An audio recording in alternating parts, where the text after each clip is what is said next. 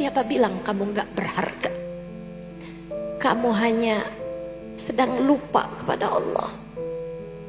Sebab ketika kamu ingat Allah, ketika kamu berzikir pada Allah SWT, kurang berharga apa kalau sampai namamu disebut oleh Allah, bahkan di hadapan para malaikat-malaikatnya. Seberharga-berharganya orang. Kalau ada yang bilang kamu gak berarti, jangan percaya. Kalau ada yang bilang kamu gak berharga, jangan percaya. Kamu begitu berharga ketika kamu sedang mengingat Allah SWT.